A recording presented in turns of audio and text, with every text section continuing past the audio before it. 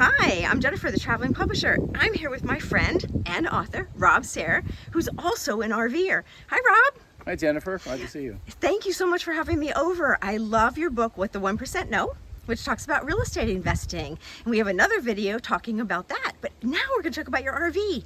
Rob, can you tell me a little bit about this RV you're standing in front of? Yeah, well, this RV, it's made by Lance, which is a company out of California. And it's a small pull behind. It's maybe 20 feet long and weighs under 3,000 pounds. So I can pull it. I have a Toyota FJ Cruiser I pull it with. And it has an awning. It has, it's heated, you heat it with propane. Ah. And it also propane, you can heat it, but also has a refrigerator inside. And right now it's in the back of our property, so we have it hooked up with a long extension cord and hooked up to water directly, so that we use this when we're not traveling. We use this as a guest house. That is genius, Rob. One of my favorite tips. In New York City, so she's here to visit some friends and just be out in the country, and she's going to be grading papers here this week. Wow, she's a teacher. That's incredible, Rob. Can we take a little stroll around it and maybe show us some of the features they like outside, and then we'll go inside? What I really like is Lance, is they have lots of big windows. Oh.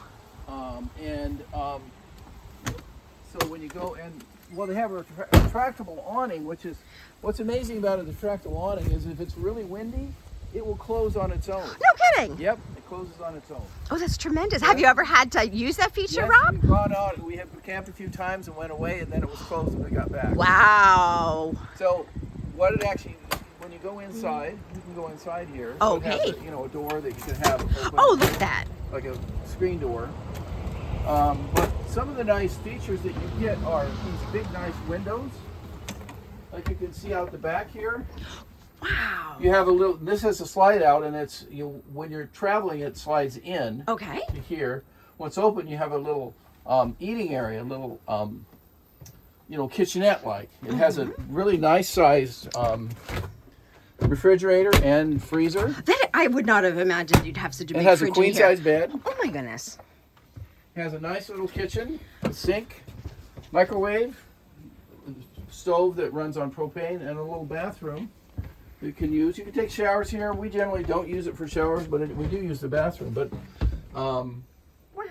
And it's not even a wet bath. It's actually a separate toilet and shower. it is. How do you like the dinette, Rob? This is one of my very favorite things. This is great because you can actually, I get up really early in the morning, like 5:30. Oh, that's early. So I can come in here and do things, but my wife can sleep later, and we don't bother each other. It has lights everywhere, and it has it has sort of fans here that you can use.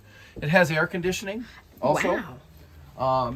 And so you really have everything you need. So like when she's visiting other people, it really is like a little guest house. This is and wonderful. We've had our daughter with her another daughter has two boys. So this actually can make into a bed. This slides down and puts it here, and the cushions come but you actually can make this into a bed. And the little ones can sleep here. Yes. That's tremendous. You know what? I'm shocked, Rob, at how cool and comfortable it is with the cross breeze from this window open behind us. It's really lovely in here. So what would you recommend, Rob, to someone, say me, who's looking to buy an RV? Would you recommend this brand, this type? Well, we like Lance because it's a higher quality. They're just built better, and they last longer, and they have better resale value. So Lance makes pull-behind trailers like this. They also make trailers that fit in people's trucks. Oh. And they have some drivable ones. No kidding. It's tremendous. And as far as the use that you get out of it, here's horror stories, Rob, of people saying, we bought this RV and we used it once. That's not been your experience. No, I mean, if people do, what they didn't do was either travel before. We traveled for 2 years quite a bit without an RV, and then we decided what we didn't sure what we wanted to get. So I would say if you're thinking of getting an RV, go ahead and rent one first. Oh, good idea. Because you have to get used to the work that's involved.